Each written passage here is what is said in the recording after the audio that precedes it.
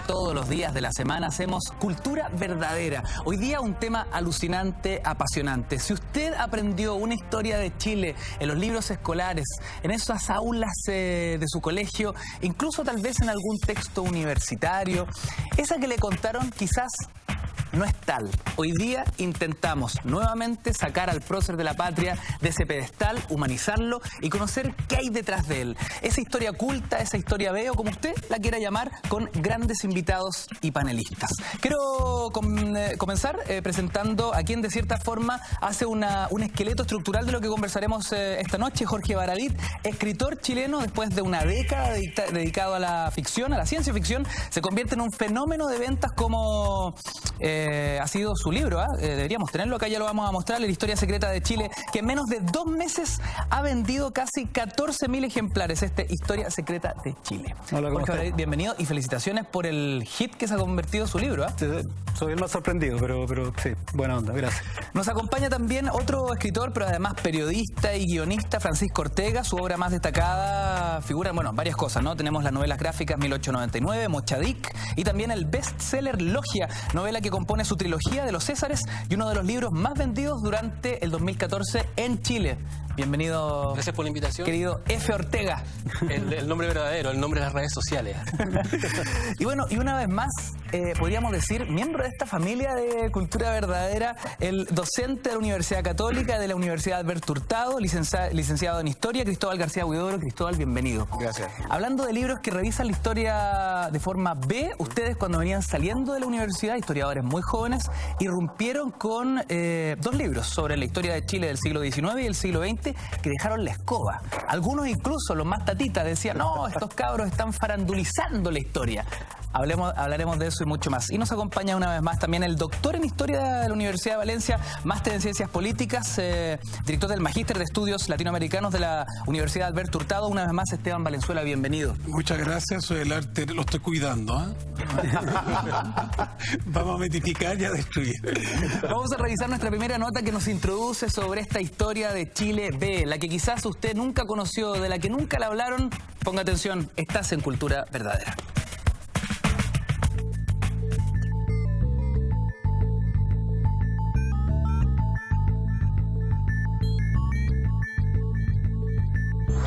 Este país está lleno de maravillas, cosas ocultas, misterios o para algunos chismes muy raros de los cuales nosotros, los propios chilenos, poco conocemos de su pasado y sus secretos.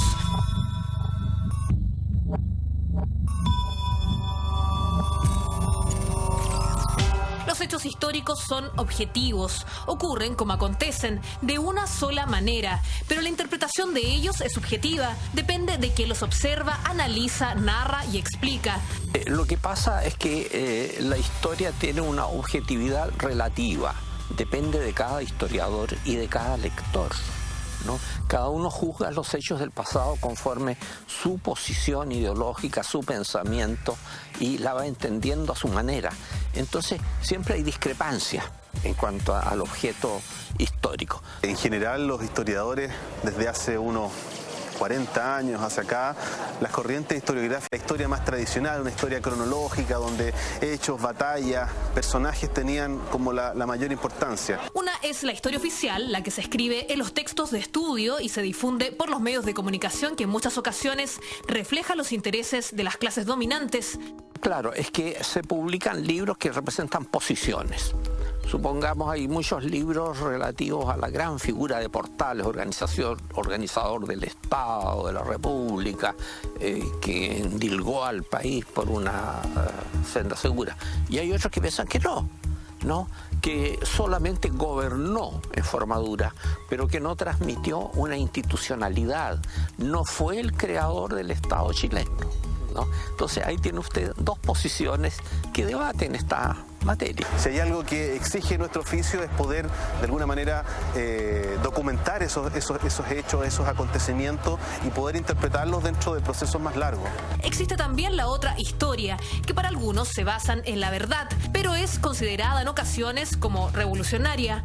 Pero cada cierto tiempo vuelve a surgir esta necesidad como de buscar el otro lado, el lado B de la historia, un poco decimos nosotros la farándula de la historia, que muchas veces no cambia finalmente lo que son los procesos y los resultados fragmentado de los grandes movimientos históricos, pero que sí interesan a la gente, le permiten también acercarse a la historia, quizás por este lado más anecdótico, y bueno, también a partir de ahí se tejen mitos, se tejen leyendas, se tejen otras historias, muchas de ellas no comprobadas. Ahora, la historia se hace sobre la base de fuentes, documentos, cartas, periódicos, crónicas, decretos, leyes. Entonces, el historiador tiene como recurrir a un conocimiento sólido del pasado. En lo que es posible llegar a un consenso es al entender que la historia, en la medida que se conozca exactamente el pasado, se puede comprender el presente y trazar las grandes líneas para forjar el futuro.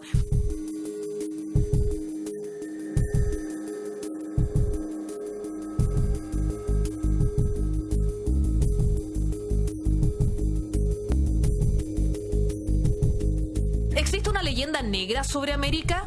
¿Quién descubrió Chile realmente?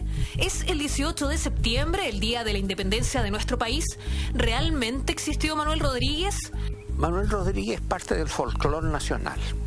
Existió y era muy desordenado, tenía una mente muy extraña, luchador, inconformista, inorgánico, ¿no? Que hasta fue negativo en determinados momentos para la causa patriota.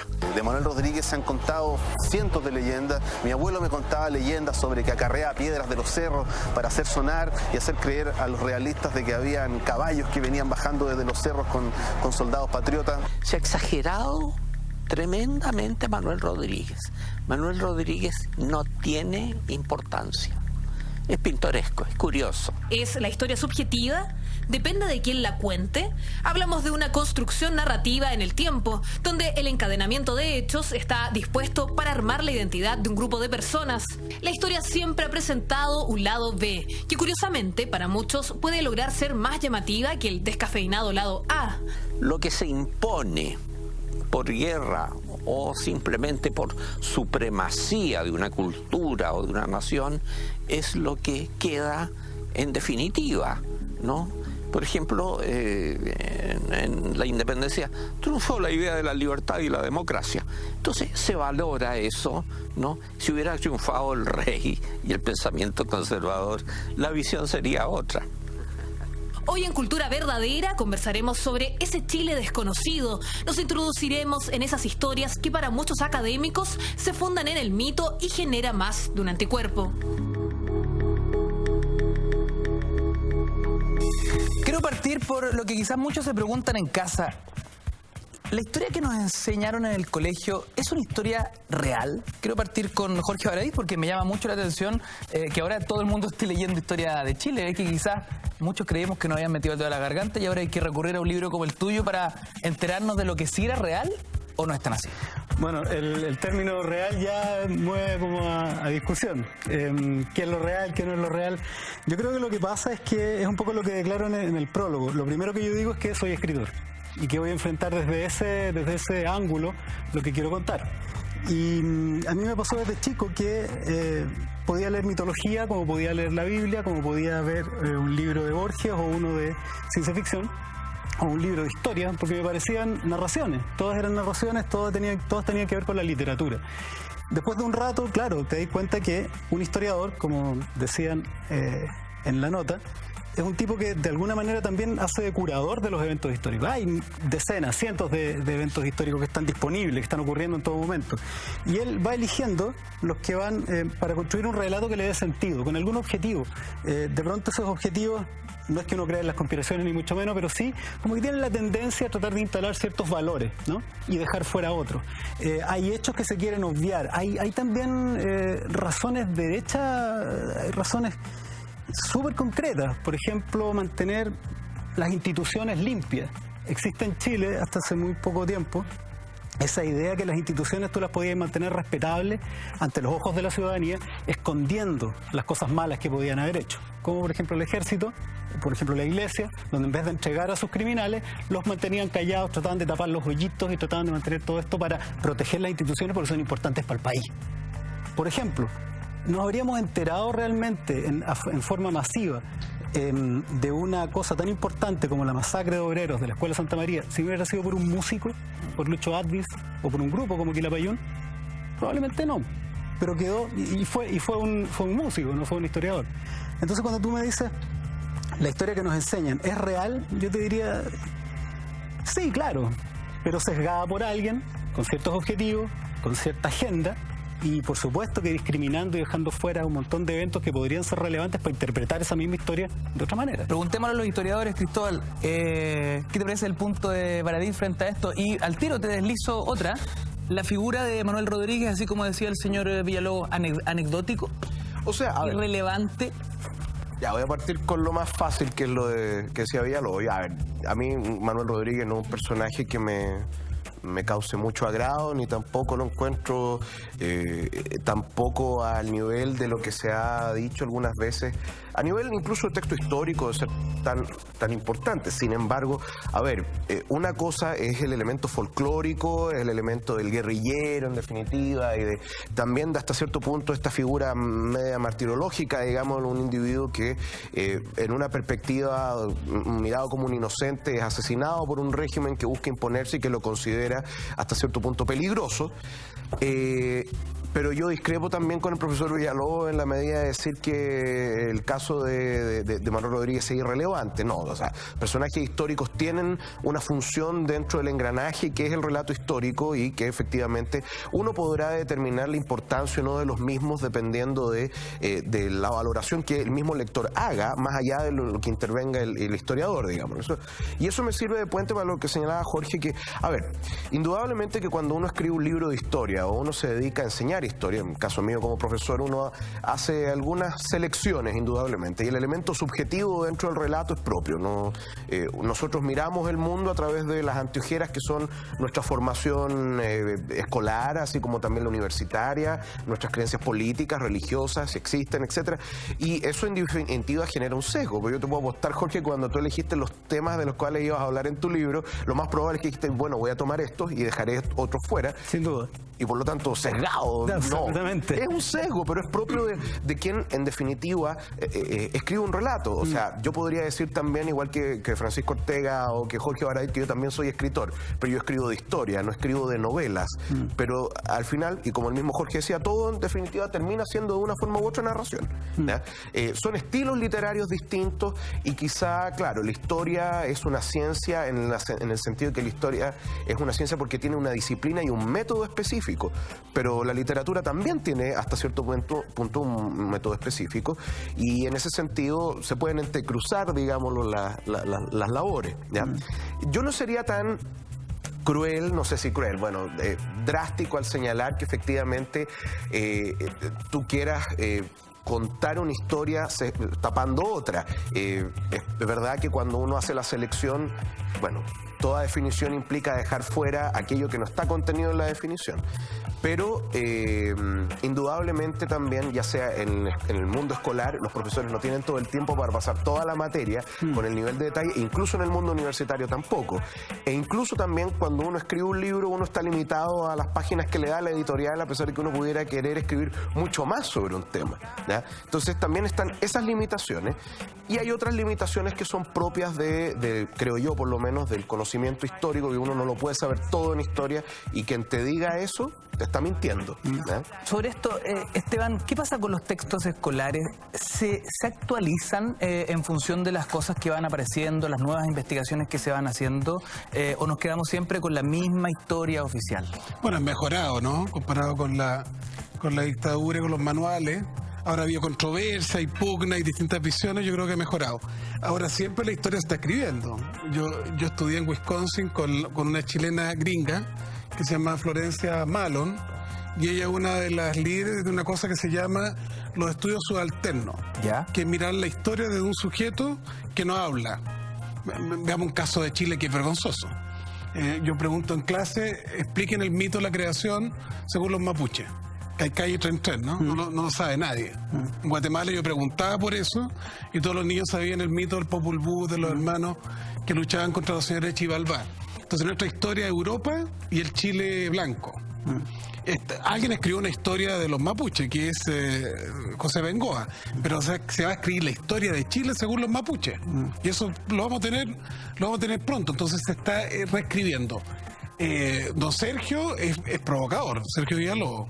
Así como niega a los mapuches, Manuel Rodríguez, yo lo que sé, y he visto las fuentes, fue gobernador de Colchagua. Sí, claro. José Miguel Infante se gastó toda su fortuna financiando su guerrilla en el peor momento de la reconquista española. Dirigió el país 2 días. Se calculan en 200 los atentados, los asaltos que hizo Manuel Rodríguez por distintas partes. No es solo el folclore de una canción. Sí, claro. También lo es. O sea, está lo hecho, pero es cierto que se puede mitificar. El otro día me reía mucho con este chileno Alberto Van Claveren. Van Claveren, que es holandés, me decía: Valenzuela, el caleuche no existe. Entonces le dije: ¿cómo no va a existir el caleuche? Si es un mito para los chilotes, ¿cómo no va a existir el caleuche? Tú sabes que los holandeses tomaron Valdivia y estuvieron en Chiloé y la iglesia, y el principal leyenda de Holanda El es el barco fantasma de oro en las tormentas. Entonces yo le dije: no, pues Van Claveren, los holandeses copiaron el caleuche e inventaron su... Entonces, claro, depende de dónde lo miras, ¿no? Ahora, Francisco Ortega, da la sensación que todos estos temas ocultos presentados en la nota, que forman parte también del libro de Baradit y que dan vuelta como en la mitología o la leyenda popular, como que estaban ahí y faltaba que alguien los recopilara, los investigara, digamos, de forma más profunda y los sacara afuera.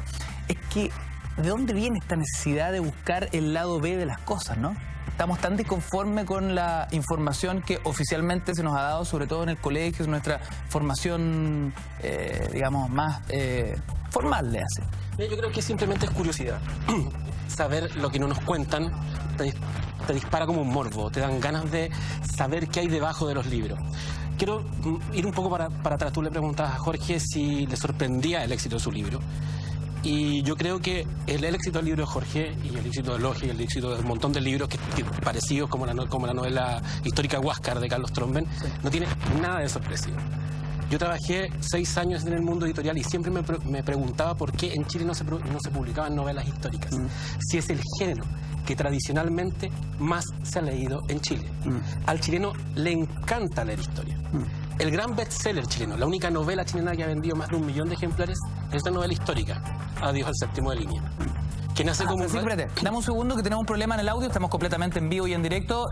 Va a entrar nuestro especialista, ingeniero, sonidista. Va a cambiar el micrófono, señor Ortega, que usted está diciendo cosas no tan interesantes y en casa ya la gente acusa que lo estamos censurando. ¿Cómo se le ocurre? Hashtag cultura verdadera, despotrique, pregunte, haga lo que quiera, roba mentira de la red, porque estamos completamente en vivo y en directo. No sería la primera... Son las 22:18. No sería la primera conspiración contra...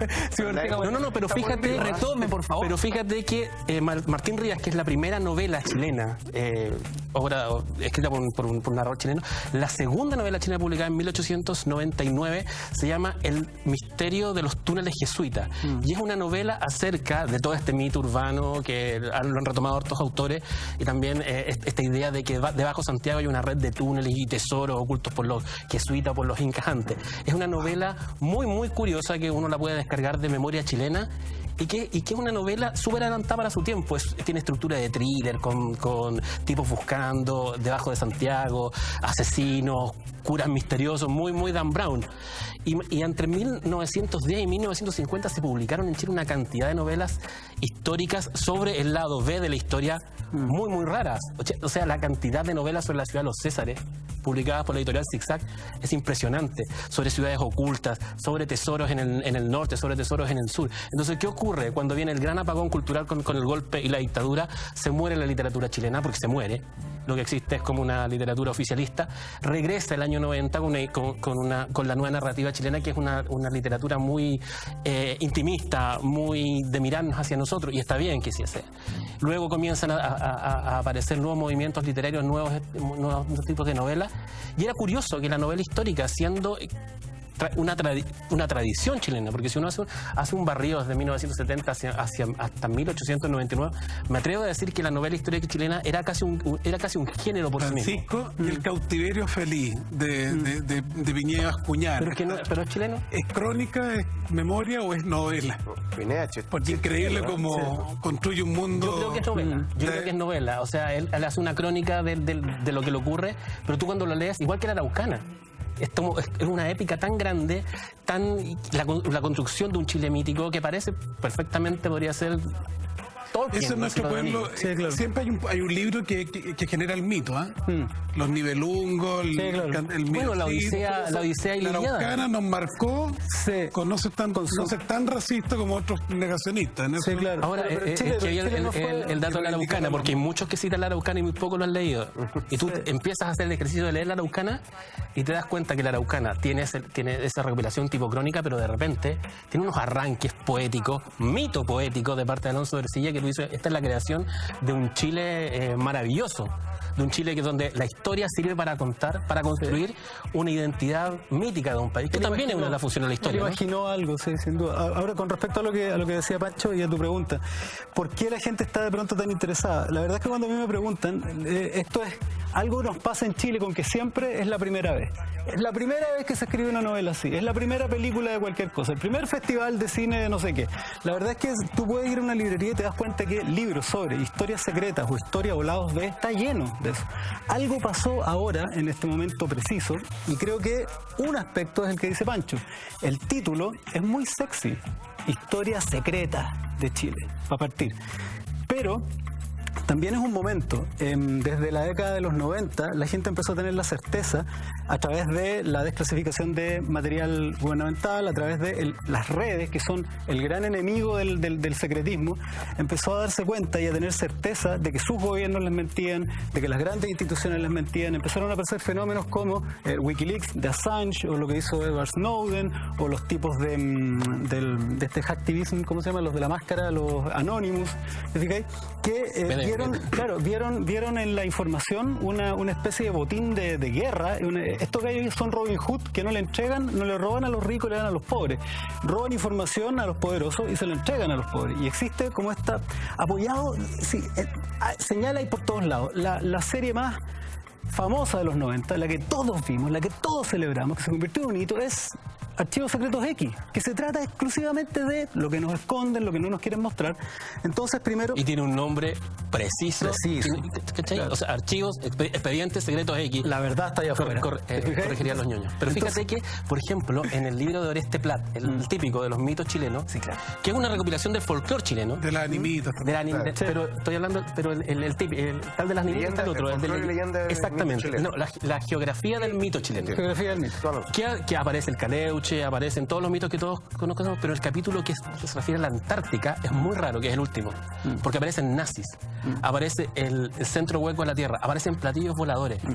Entonces, ¿en qué momento todos estos temas que aparentemente son de la conspiranoia pasan a ser del folclore? Yo tengo una teoría súper personal, que básicamente todos estos temas de fantasmas, conspiraciones, extraterrestres, no son ciencia ni tampoco sociología, como algunos tratan de aterrizarlo, sino es folclore, es el folclore contemporáneo. O sea, el Caleuche y los platillos voladores están en una misma dimensión. Ahora hay una razón, yo creo, para que la historia esté tan fuerte, y es que y hay un matiz con Maradit, ¿no?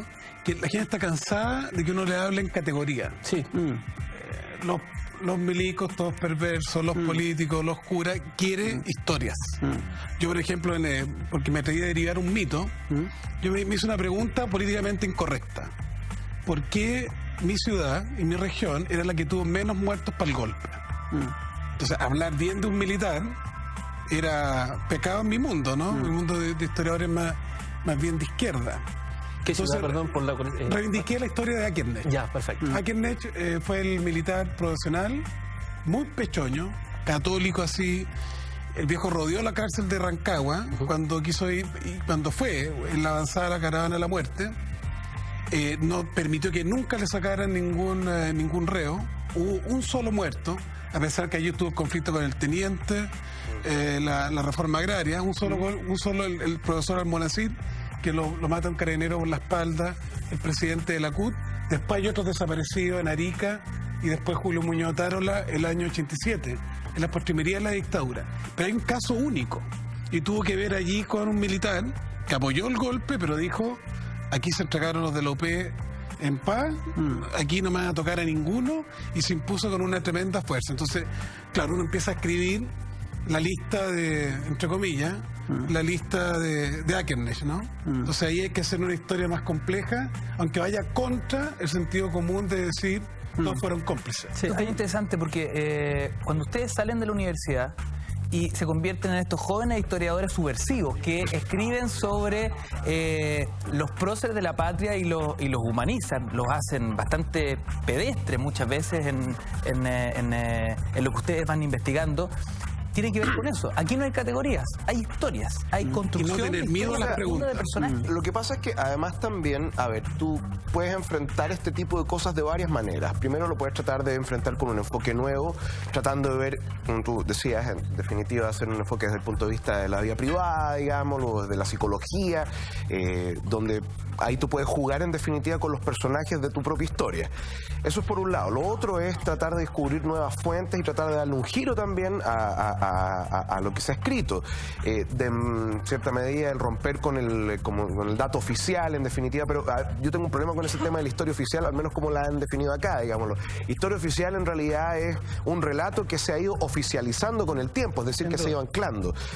Pero no es por eso el único relato que puede existir sobre un determinado suceso. Por si acaso, cuando tú dices ustedes, hay que mencionar a los otros autores, porque son 7 autores de ese libro, de Historia del siglo XIX, Historias del siglo XX, que está Juan Luis Ossa, Andrés Baeza, Joaquín Fernández, Nicolás Ocaranza, está también Pablo Moscoso, su servidor acá. Cristóbal, aguántame ¿sí? un segundo. Tenemos alarma de Twitter a esta hora de la noche. Nuestros amigos en casa en llamas con el hashtag Cultura Verdadera, @mentiras_la_red. Señor director, ¿qué dicen nuestros amigos? Don Osvaldo Alvarado dice: ¿podrían hablar de las verdades del combate de Iquique? ¿Cómo saltaron 4 al abordaje? ¿Qué dice Prat? De Canave. De Canave Ugarte. Sí. Prat de Canave Ugarte.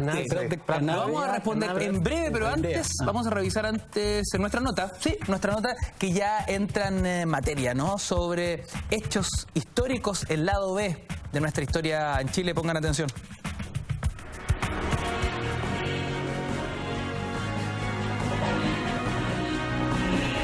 Contar la historia de Chile no es solo hablar sobre los episodios oficiales, aquellos que se enseñan en colegios. Debemos entender que también existe otra biografía, esa que podría ser considerada como el lado B de nuestra memoria nacional. Para los más especializados en la materia, muchas veces hacemos referencia solo a mitos. En otras ocasiones son esos pasajes desconocidos que condimentan la historia. Está mediada por necesidades políticas, necesidades del Estado, es decir, es una historia que está construida para dar una pincelada sobre lo que la nación o el Estado quiere que interpreten sus ciudadanos. Por lo tanto, el conocer la historia con más profundidad implica un amor hacia ese acontecimiento, un gusto por el pasado, incluso también con algo de ficción. La buena historia también tiene que ser bien contada. Algunos lo llaman el eterno revolucionario. Su performance durante la Reconquista le ganó al estatus de leyenda, mientras su ejecución en Tiltil contribuyó a generar una memoria en torno a su nombre. Nos referimos a Manuel Rodríguez, el personaje que aparece en los billetes de 2.000 pesos. La logia lautarina se cree que fue la que dispuso la muerte de Manuel Rodríguez, porque Manuel Rodríguez estaba perturbando el proceso emancipador chileno. Introducía el desorden cuando se necesitaba de gran unidad para mantenerse firme frente a los realistas. ¿Quién lo mató y por orden de quién? ¿Es el cuerpo de Rodríguez el que se enterró en la capilla de Tiltil? Las preguntas sobre su muerte generan más mitos en torno al guerrillero. No tan solo alrededor de este personaje se han construido interrogantes. Arturo Prat es conocido por su acto heroico en la batalla librada en Iquique. Popular es la frase "al abordaje, muchachos". Pero, ¿qué ocurre si planteamos que este héroe nacional fue un apasionado espiritista? Que incluso después de su muerte, la propia Carmela Carvajal se perfeccionó como medium para contactarse con él desde la otra vida.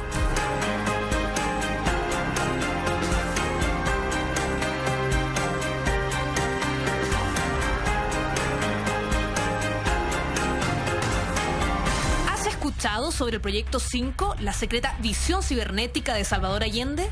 Algunos han logrado reflexionar y entender como el fallido intento de la Unidad Popular para crear en los 70 la primera Internet del mundo.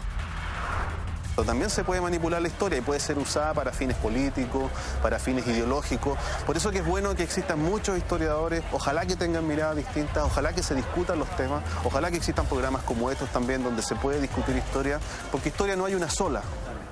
Probablemente los acontecimientos podemos estar de acuerdo que son más o menos los mismos, pero la interpretación de la historia es distinta. Y eso nos sirve también para evitar los mitos, criticar las leyendas, bueno, y disfrutar de algunas también, si algunas también son entretenidas. Desde el momento que se inicia la historia, se han desarrollado relatos que caminan por el sendero del anonimato, que intentan cambiar los hechos como los conocemos y reescribir la historia de quienes somos. Jorge Baradit, a ver, explíqueme un poquito de esta investigación. ¿Practicaba espiritismo Arturo Prat? A ver, Y con eso tomamos al tiro la pregunta que nos dejaba nuestro amigo en Twitter sobre el combate naval de Iquique. Sí, mira, lo primero es decir que cuál fue la intención, porque me gustaría explicar algo con respecto a mi libro. Hay una intención detrás. La historia es un interés personal desde chico. Siempre digo, este es un libro que no tenía idea que lo estaba escribiendo desde los 8 años. Cuando yo elegí los títulos, cuando me decían, oye, pero tú igual dejaste uno fuera, elegiste otro, lo que yo pretendí fue tomar grandes paños de la historia de Chile, por ejemplo, la Guerra del Pacífico, por ejemplo, qué sé yo, la dictadura militar, los gobiernos radicales, y elegir uno. Y elegir uno con un criterio, si se quiere, periodístico, es decir, buscando el detalle anecdótico, es cierto, buscando un detalle que puede ser irrelevante a lo mejor para un historiador, como el caso del espiritismo de Arturo Prat, pero a partir de ahí desarrollar, profundizar en ese momento. Entonces, claro, cuando hablo de Arturo Prat y digo que fue espiritista, en el fondo lo que estoy queriendo también detrás es decir que esa venta que te hacen de Arturo Prat como un perteneciente a la élite, porque la Armada era una élite, era tan élite que eran súper pocos los oficiales y la gente no sabe que la mayoría de los clases de la Esmeralda eran del ejército, por ejemplo, que el tipo te lo venden como desde el punto de vista de su familia, ¿no? Y que era un súper patriota, cercano a la iglesia, y muy dentro de la legalidad, o sea, como una especie de santo de la patria, además de te lo venden como un santo laico, casi, o sea, el tipo hubo iniciativas para beatificarlo. Sin embargo, Arturo Prat venía de... Paréntesis, ¿hubo iniciativa para beatificar a Arturo Prat? Hubo una iniciativa para beatificar a Arturo Prat hace unos años atrás. Y acuérdate que cuando en Televisión Nacional se hizo un concurso para elegir al chileno del siglo XX. Claro, los grandes chilenos. Digamos que terminamos, la izquierda, por decirlo de alguna manera, se abanderó con Salvador Allende y la derecha se abanderó con Arturo Prat y llegaron los dos a la final. Ganó Salvador Allende. Entonces, ¿qué me gusta decir de Arturo Prat? No solamente que fue o no fue espiritista, que eso desbanca un poquitito también esa cercanía o esa cosa con la Iglesia Católica tan potente con la que lo vinculan. Era un tipo que estaba un poquitito retirado incluso de la Iglesia. Él creía en la reencarnación y no estaba tan en línea con el tema católico. También era un personaje que llegó a ir fines de semana a enseñar a escuelas de obreros, ad honorem, a niños. Es un tipo que se enfrentó a la oficialidad para defender a Luis Uribe y el derecho de Luis Uribe de casarse con una viuda en una rebelión contra el estatus de la época, ¿no? No podía ya hacer algo así, no era bien visto. Un oficial de la Armada no podía siquiera pensar en relacionarse con una mujer que hubiese estado casada con otro. Mucho menos en la Armada, ¿te fijáis? En la Armada chilena, que es de las más elitistas de las ramas. Entonces, tratar de contar que no es tan así. ¿Te fijáis que este no es un representante de esos valores donde patria, libertad, familia? No va por ahí Arturo Prat. Y con respecto al espiritismo, sí, pues, el tío de él, el que prácticamente lo llevó de la manito para meterlo a la escuela naval, que es Jacinto Chacón, es uno de los que introdujo, junto con Eduardo Lavarra, atención amigos de Valparaíso, el Liceo Eduardo de Lavarra, introdujo el espiritismo, que era una corriente muy en boga, sobre todo aristocrática, durante el siglo XIX, una reacción al materialismo, hay un montón de temas detrás. Y Arturo Prat sí participó de grupos espiritistas, está consignado en su propio diario, en revistas de la época. Jacinto Chacón llevaba también publicada revistas. De hecho, la esposa Rosario Rego de Jacinto Chacón, que era medium, apadrinó a Carmela Carvajal y le enseñó una forma de espiritismo que es grafológica. Y después ella se comunicaba con su marido. Hay registro en su propio diario de haber participado al menos en algunas oportunidades, un 21 de mayo, de sesiones para comunicarse con Arturo Prat. Y hay registro en sus diarios y el de Rosario Orrego de los mensajes que Arturo Prat le habría transmitido desde el más allá. Oye, Todo esto, claro. todo esto está en su libro. Todo esto está en el libro. Y un poco a lo que voy. Todos estos hechos que pueden sonar anecdóticos, sí, yo confieso que en algunos momentos elegí otro caso, el del combate de la Concepción. El aspecto raro de haberle sacado los corazones a unos cadáveres mutilados de unos chilenos y haberlos dejado en el kilómetro cero dentro de nuestra catedral. Ese hecho, que es un poquitito desconocido, porque todo esto también lo hago desde el punto de vista de un neófito en el tema o de alguien que no es un experto. Me han dicho historiadores, oye, pero todas estas cosas son súper sabidas. Para tipo, ¿cachai? Yo estoy buscando tiene vocación masiva el libro, de llegada popular.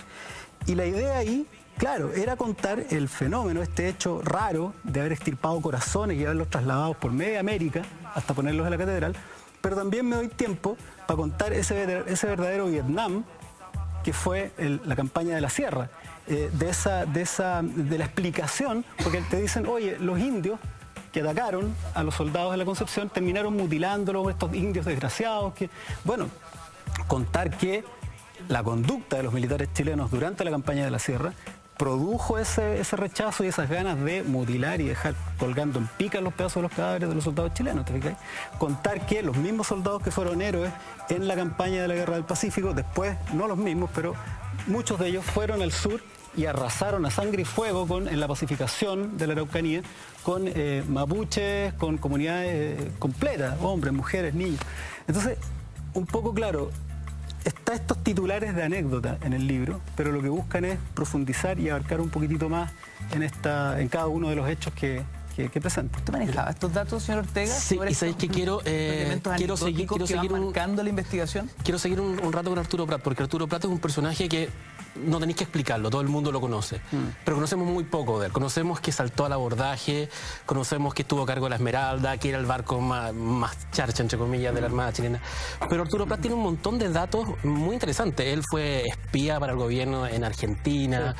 Sí, él de hecho salva a la Esmeralda cuando durante un temporal en Valparaíso. El barco ¿Fue espía? ¿En qué contexto? Como una especie de James Bond de Montevideo.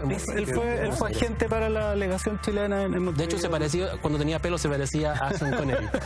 No, pero hay un temporal en un momento en Valparaíso y se suelta la Esmeralda y comienza el riesgo de hundirse y entre mito y realidad se sostiene que Prat se tira al agua él desde la orilla y solo logra amarrar el barco. Y es como hay que decir que Prat estaba enfermo con fiebre en cama cuando le avisan y él baja el cerro y claro, hay dos versiones, por lo menos yo la que más identifico es que el tipo consigue un bote para acercarse. Sí, la otra que se tira desde el malecón. A mí lo que me llama la atención es que a David le parezca raro que lo querían santificar, entonces. No, pero ¿sabes qué? Mira, creo que lo que va, Pancho, es que esta historia B no es tan historia B y tampoco tiene que ver tanto con conspiraciones o con que se oculta la verdad. Sí creo que hay cuestiones que sí se ocultan.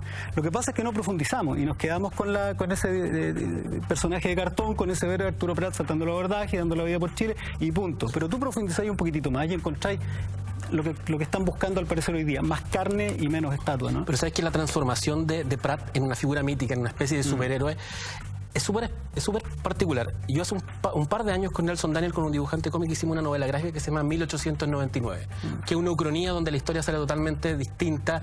El combate naval de Iquique termina de una forma muy diferente y Prat se transforma en un explorador antártico que descubre extraterrestres en la Antártica. Es una locura. Y la presentamos, me acuerdo, en un canal de televisión en la noche y llegaron muchas llamadas de personeros de la Armada que consideraban que era una falta de respeto convertir a Arturo Prat en una figura como un superhéroe, porque en esta novela gráfica era un superhéroe. Claro. Y en esa misma novela gráfica, Grau era un cyborg. Claro. Y ocurrió lo mismo en Argentina, en Perú. en Perú. De hecho, Perú hicieron una revista de papel cuché tipo La Cara de Perú, hicieron un reportaje a 6 páginas sobre los comiqueros chilenos que le faltaban el respeto a Grau. Ahí sí que Todo cambió cuando llega la novela, porque no la habían leído. Leen la novela gráfica y dicen, pero aquí es como una aventura, es ciencia ficción. Sí, pues es ciencia ficción. Es el uso de los 2 héroes patrios máximos de la Guerra del Pacífico, Pratt y Grau, para contar una nueva historia. Pero ¿les incomoda a los historiadores, honestamente, que se ficcione la historia, que un Arturo Prat termine vinculado con naves extraterrestres, o que, por ejemplo, desde una anécdota como el espiritismo de Arturo Prat se construya toda una nueva historia del personaje? No sé, me pregunta, yo no puedo hablar al nombre de todo el gremio, digamos, pero si me pregunta...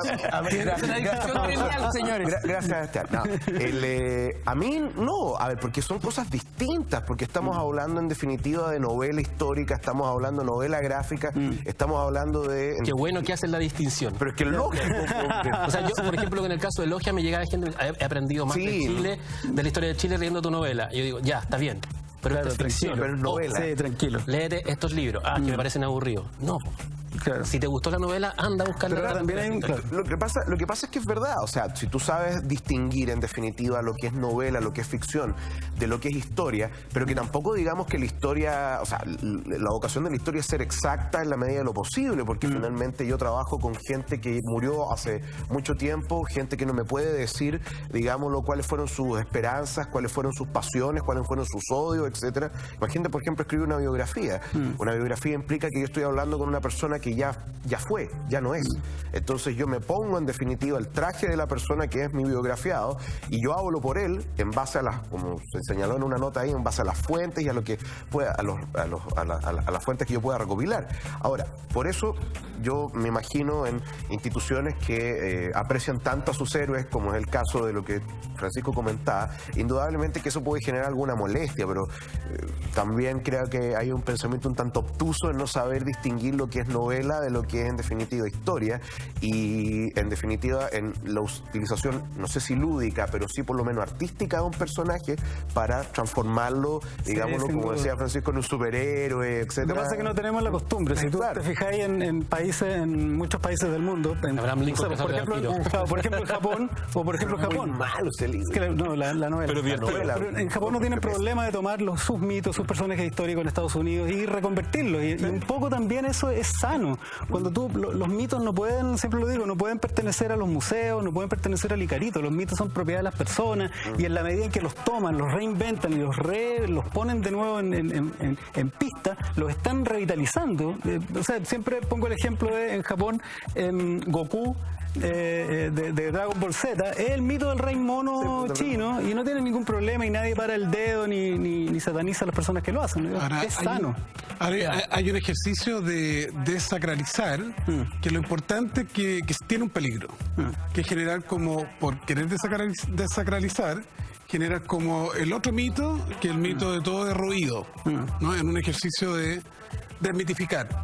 Yo creo que la historia es más bien mestiza, es antiputa, y todos los personajes de la historia de Chile, sin excepciones, tienen lados de grises y tienen oscuros y tienen complejidades. Por ejemplo, hay historiadores que piensan por qué Prat en un momento, como Balmaceda, como Allende, heroísmo o suicidio, ¿no? Sí, claro. O sea, hay un punto ahí que silencio. Agrégale el siguiente. Arturo Prat creyendo en la reencarnación, escribiendo 2 meses antes, que era relevante, escribiéndolo en su diario, que era relevante la manera como moría, que eso era determinante para que se eligiera la vía siguiente. A la luz de esa declaración, ¿cómo ves entonces el combate naval de Iquique ahora y su gesto? ¿Qué es lo importante de entender lo de la historia de las mentalidades? Están los hechos, está la biografía de los personajes, pero hay que explicar las mentalidades. Como bien decía Baradit, ¿quién manda culturalmente en ese mundo, en el hegemónico? Francia. ¿Qué está en boga en Francia a mediados de la segunda mitad del siglo XIX? 3 pensamientos: el positivismo, el romanticismo, que viene más de Alemania, que para algunos inventó los grandes revolucionarios y también los grandes fascistas, como los mesiánicos, y tercero, trascendente espiritista. ¿Qué sabías tú, Esteban, de este espiritismo, supuesto espiritismo como practicante, Arturo Prat? Sí, bueno, hay gente que lo toma con la Gnosis, con la Rosa Cruz y con la reencarnación, que está muy de moda. Mira, a propósito ahora de Artaud, el Heliócabo, que acaban de los islámicos más extremistas se cargaron Palmira. Había todo un culto que era ahí el puente entre Occidente y Oriente. Había mucho autor francés que se introdujo y también, por cierto, en Chile. Ahora, respecto a lo de Prat, por ejemplo, hay otros que ya lo han estudiado. Por ejemplo, me acuerdo de un artículo que tiene Manuel Vicuña. Un libro, perdón, tienes razón, de Vicuña, donde trata el tema. Y efectivamente, claro, o sea, a ver, yo me quedo con algo que dijo Jorge. Tú tienes el personaje digerido ya, la literatura escolar, si tú quieres, o también lo tienes a través de ciertos relatos canónicos, como en definitiva se pasa, por ejemplo, en las escuelas armadas, digamos, en fin. Pero eso es un nivel. Si tú vas profundizando, te vas dando cuenta de lo que ya decía Esteban, del tema de los grises, de los bemoles del personaje, ¿ya? Hay un libro que es de William Sater que se llama Arturo Prat, un santo secular, que es un autor norteamericano que tradujeron el libro hace unos años atrás, y efectivamente ahí también trata el concepto de esta santificación de Prat, pero al mismo tiempo también explora esa idea escatológica que tiene el mismo Prat respecto a su propia mortalidad. Entonces, además también hay hijos de Prat que fallecen cuando él era joven, etcétera, y fallecen cuando él está afuera. Entonces también hay una necesidad de querer comunicarse con esas almas, y eso es parte de lo que es la gran historia de un individuo. Sí, claro. Cristóbal, dame un segundito, tenemos que hacer una breve pausa. A la vuelta estoy yo quedé loco. Intentos de la Unidad Popular por crear la primera internet. Vamos al corte y ya regresamos en Cultura Verdadera. Hicimos una pregunta en Twitter, señor director, usted la pone al aire en hashtag Cultura Verdadera. Don Osvaldo Alvarado dice, ¿podrían hablar de las verdades del combate naval de Iquique? Saltaron 4 al abordaje, Jorge Baradit. ¿Nos puede aclarar esa inquietud? La historia es súper bonita, no tanto por el abordaje en sí. Lo que comentábamos es que, sí, te enseñan que saltaron 3, ¿no? Saltó Prat, saltó Aldea y un marino, al parecer, no identificado. Después, efectivamente, en los libros aparece con nombre y apellido Canave, pero se quiere identificar, como te digo, con el marino desconocido. La verdad es que saltaron 4. Saltó Luis Ugarte también, que cayó al mar. Siempre esta broma de cabros chicos que saltó y se cayó al mar, lo empujaron. Bueno, uno efectivamente se resbaló y cayó al agua. Habría nadado hasta un pontón y habría observado toda la batalla. ¿Qué es lo bonito bonito entre comillas, bonito terrible? Que Luis Ugarte nada a la costa, es tomado prisionero, liberado cuando Iquique pasa a manos chilenas, viaja al sur, se embarca de nuevo y se embarca en el Huáscar cuando el Huáscar ya es chileno. Viaja, llega a Arica, se produce un enfrentamiento y al Huáscar ya chileno le llega un cañonazo y lo mata a él. Prácticamente un año después, claro, es como Final Destination versión Chile. ¿Algo más que acotar respecto a Arturo Prat, ya que estamos sentenciando este tema, antes de pasar a esta... Los dos que explican a Prat. A esta historia increíble de cómo la Unidad Popular arma un sistema de telecomunicaciones bastante sofisticado para la época. Esteban. A Prat lo explican en parte contra el que todos lo olvidamos y que fue el héroe que ganó y todo lo demás. El Han Solo de la... Claro, del que combate. El que gana realmente el combate Punta Gruesa. Así que lo persiga la nave grande. Ese gran peruano que es Miguel Grau. Sí, sin duda. Incluso para que no seamos tan enemistosos, cuando uno visita el Huáscar en Talcahuano, ahí la Armada se ha preocupado y dice aquí el gran marino peruano, Miguel Grau, un caballero, las cartas, o sea, está contada la historia con harto respeto en ese sentido, porque Miguel Grau efectivamente fue un caballero de la guerra. Sí. No, y ahí hay que tomar en consideración que también durante la guerra de Chile con España, digamos, la guerra del 65, Prat y Grau sirven juntos. De hecho, se conocían desde esa época, trabaron amistad, que después, bueno, se separan por el tiempo, después tienen a sus 2 países en guerra. Entonces, en ese sentido, Esteban tiene razón. Es un personaje que también vale la pena, digámoslo, estudiar y rescatar. Y en Perú no se enseña la figura de Grau porque sí, digamos, porque es el contendor caballeroso. Tiene una muerte horrenda dentro del Huáscar porque es despedazado cuando llega una bomba encima del puente de mando, digamos, y ahí muere Grau. Lo único que queda, de hecho, de Grau es su mandíbula inferior, nada más. Vuela en pedazos. Vuela en pedazos. Yo quiero recomendar la novela Huáscar de Carlos Tromben, que es una novela histórica muy entretenida, que gira en torno a la figura del barco, del Huáscar y la importancia del barco y de la gente alrededor del barco. Grau, Prat, todos los que pasaron, La Torre, etcétera. Y hace una reconstrucción histórica muy, muy interesante y muy rápida de leer, muy entretenida del proceso de la Ahora, primera mitad de la caballeros, guerra. el tiempo nos apremia y tenemos que seguir avanzando, como lo habíamos prometido, porque algunos se empiezan a colocar con los internet temas, ¿no? rojo. El internet rojo. Jorge Baradit, ¿cómo se explica este ¿Cómo le ganamos a la CIA? sofisticado ¿Cómo le ganamos a la CIA? experimento de Hijo rojo, comunicación como en la Superman- comunidad popular, Superman donde, me lo decías, el Clinic el que le pone esta chapa de la internet de Allende, ¿no? Tenemos que demandar a Google y a todos los creadores. de la creación. Bueno, lo primero, como comentábamos, lo primero que hay que decir es que quizás decirle la internet quizás no es tan propio. Vamos a explicar por qué. A ver, Pero es un buen adjetivo, es bueno, una buena cuña. En 1970 se hace del mando del país un gobierno socialista y tienen una cantidad de empresas del Estado y quieren hacerse de más empresas del Estado, no incorporarlas a lo que ellos llamaban el área social. Y esta cantidad de empresas estaban distribuidas en un país muy grande, con dificultad de acceso en muchas de sus ciudades, con decisiones que tomar, coordinar, porque ese es uno de los problemas de tener una cantidad de empresas de carácter heterogéneo, ¿no? Unas que son de camiones, otra que enlatan pescado y otra que sacan pescado, por ejemplo. ¿Cómo los coordinamos? Cuando en una época en que pedir un informe para ver los problemas que tiene una empresa podía demorar 2 meses en llegar al escritorio del gerente o del encargado en Santiago. Entonces, ¿qué pasa? Fernando Flores, que sabía de la existencia de este gurú, Stafford Beer, fue alumno, ¿no? En Cambridge. Hay varias versiones. Charla esporádica. Sí, claro. Sí, charlas y esporádicas. lectura. Estaba la versión de que incluso había llegado a ser ayudante No, de eso sí que... en Cambridge. Pero Dreyfus después en California. Sí. Ya. Entonces este gallo viaja a conocer a Stafford Beer y en el fondo le ofrece un país completo para que el tipo desarrolle esta idea que tenía de las empresas, los emprendimientos desde un punto de vista cibernético, entendiendo cibernético por, como decirlo como en simple, sistemas autoservidos, recursivos, donde se aplica la idea de para decirlo en simple, un cuerpo humano, vamos a tener un cerebro, vamos a tener un sistema nervioso que conecta las distintas áreas de una empresa, pero esas secciones se pueden autosolventar los problemas, un poco Jorge, sobre todo lo que estamos hablando, tenemos pregunta en Twitter directa para ti de nuestros amigos en casa con el hashtag Cultura Verdadera, @MentiraLaRit. Señor director, ¿qué dicen nuestros queridos amigos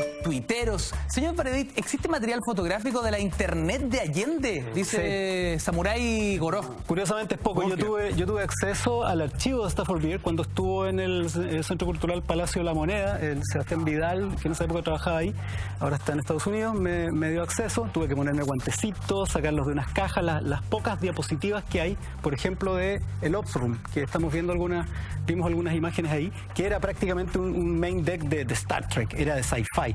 Lo diseñó Gibbon Siep, un diseñador top de la época, un tipo que un tremendo nombre en la historia del diseño industrial. Y aquí en Chile participó Walker, de Walker Diseño, Pepa Fonsea en las gráficas, un equipo muy joven para diseñar la visualización, las interfaces gráficas se llaman. Bueno, lo que buscaban con 5 era coordinar en tiempo real. La palabra 5 tiene que ver con control, la palabra co es de control. La verdad es que hoy día debería traducirse más como supervisión, más que control, que suena medio marxista, stalinista.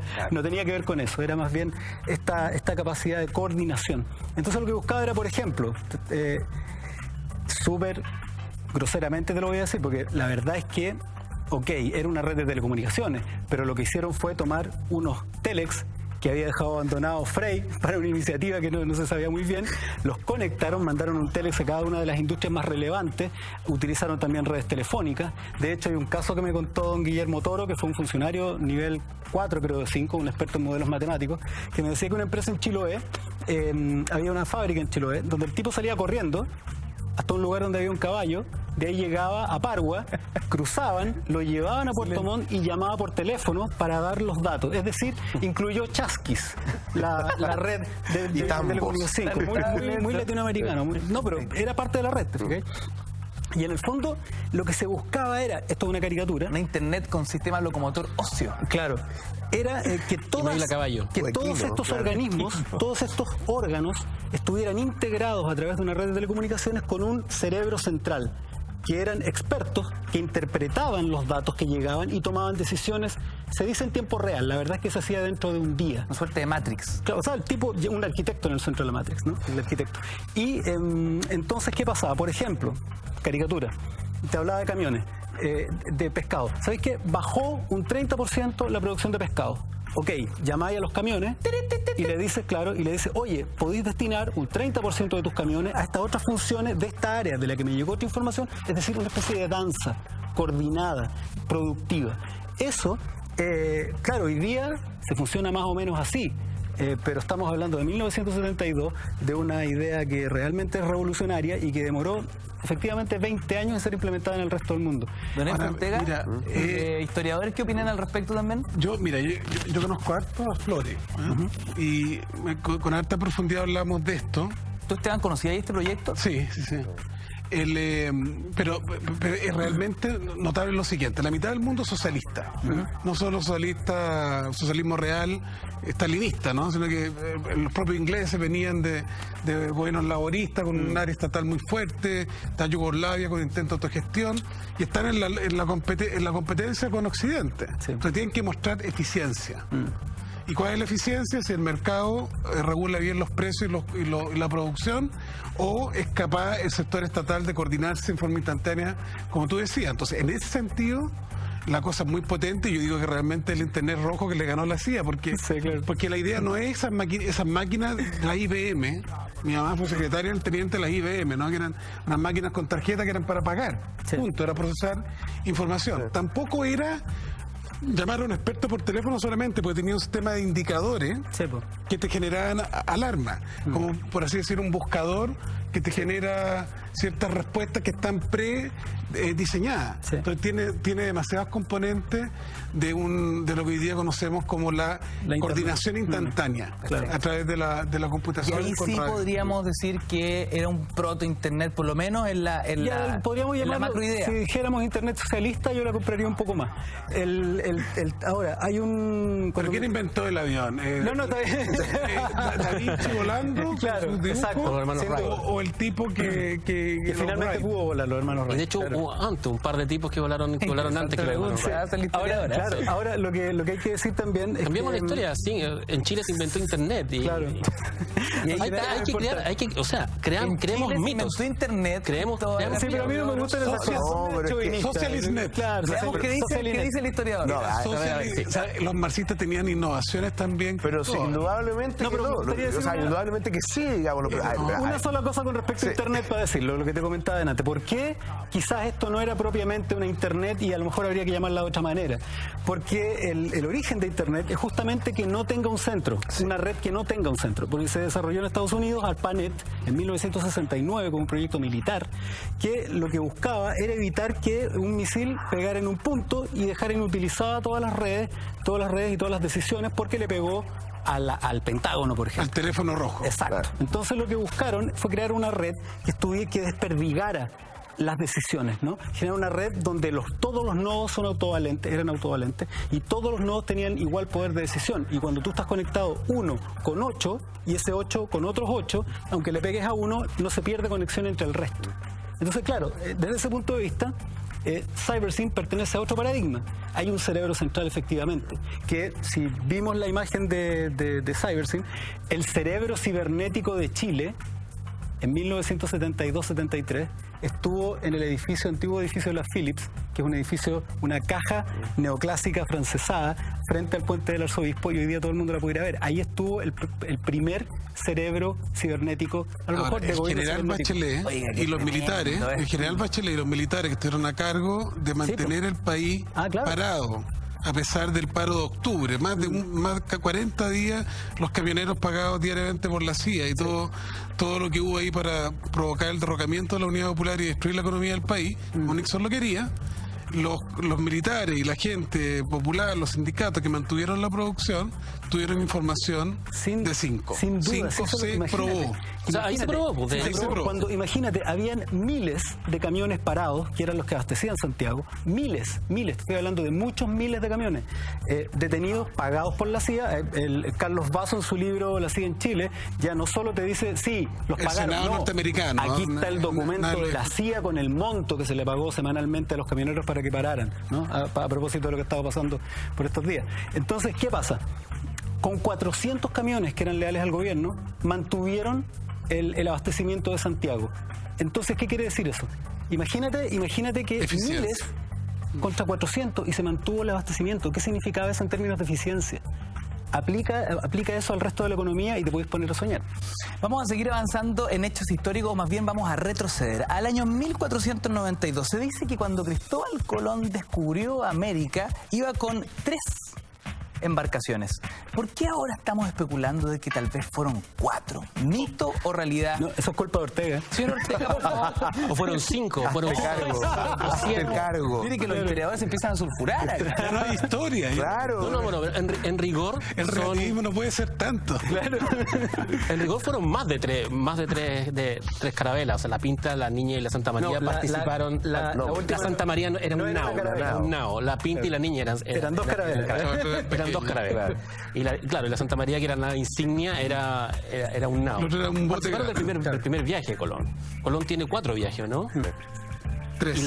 No, 4. 4. Bueno, el El cuarto. último. Bueno, el último entre Como un comillas. paseo, así, Y en el de cuarto vacaciones. viaje, o sea, en todos esos viajes participaron alrededor de unas 7 barcos. Ahora, el tema que ocupo en el libro es el de la cuarta carabela, un supuesto barco que habría participado de la primera expedición de Colón y había acompañado a la Pinta, la Niña y la Santa María. Y del cual prácticamente nada se sabe. Es un mito histórico, es un mito conspiranoico, es un mito de la historia B. Hay varias versiones. Yo me agarré una que toma Javier Sierra, que es un escritor español, en un libro que se llama La Ruta Prohibida, que habla de la Santa Clara, pero otro libro habla de la Santa Lucía. Incluso hay un libro que habla de 5 barcos más. ¿Qué pasa con ese barco? ¿Qué ocurre? Porque lo esconden. Porque lo Están esconden. escondiendo algo. Se pierde hacia el sur de América. ¿Ocurrió o no ocurrió? Insisto, en el caso de la cuarta carabela, yo hago un uso de ficción de este misterio histórico. Llegó a Este es un Chiloé, no misterio. cabe ninguna duda. Llegó a Chiloé, claro. Fíjate que hay unos argentinos, porque los argentinos siempre son más bailados que nosotros, que sostienen que esa cuarta carabela llega al Río de la Plata, trayendo el bastón de Moisés. Chuta. Y se pierde hacia la Patagonia. Y entra a la Por la tierra Patagonia. hueca. Llega a la ciudad de los Llega César. al cerro Uritorco. ¿Tú cachai lo que es el cerro Uritorco? Sí, El cerro Uritorco es un cerro en Córdoba donde supuestamente hay encuentros cercanos y todo Hay eso. un argentino en Gassi que hace una historia de que nosotros descubrimos Europa. Ah, claro. Sí, Al revés. que el viaje al revés. Claro, que es la historia. El descubridor al se revés. llama. Sí. Y eso es muy legítimo en la historia. Me interesa mucho eso. Federico András. ¿Cuál sería la reflexión en Es un torno a esa ejercicio vuelta?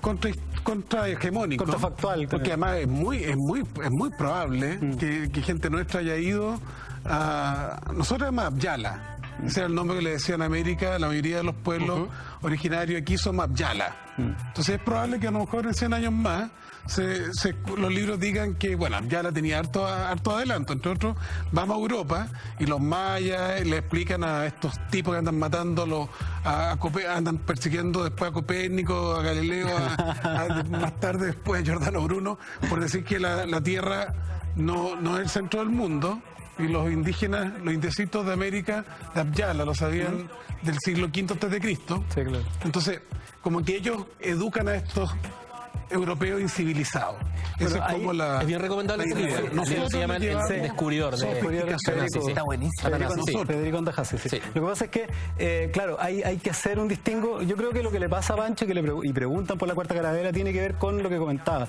En Chile los escritores están más involucrados consigo mismos, están en la del artista, son mucho más artistas en el sentido de que vuelcan sus contenidos inconscientes en su obra, y la labor del novelista histórico es otra, es un oficio completamente distinto, tiene que tener vocación por el detalle, por la investigación, por la precisión. Más que eso, yo diría que es la aventura de la historia, es convertir la historia en una especie de gran saga que te invite a leer y que te invita a hacerte preguntas. Entonces, en el caso de Logia, quizás no es tan importante si la Cuarta Carabela fue real o no fue real. Lo importante es que el lector le den ganas de saber qué hay detrás de eso y empieza a buscar fuentes, bucear en internet, buscar libros, etcétera. Y pero además, cuando hay mitos recurrentes, uno se hace la pregunta como historiador, algo hay. Sí, claro. Sí, el mito que pasó con el otro lo hizo. El mito ancestral, el descubrimiento de América te da para muchas cosas.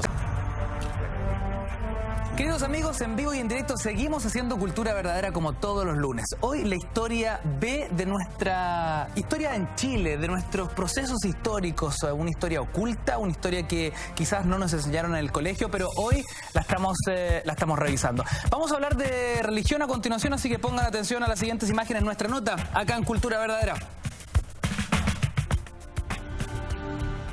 La religión, cualquiera que se profese, está en constante estudio y descubrimiento. Varios son los historiadores que han aportado en cada capítulo que se ha escrito. En torno a la religión se han tejido mitos y uno de ellos tiene relación al origen pagano que entrega culto a la Virgen del Carmen.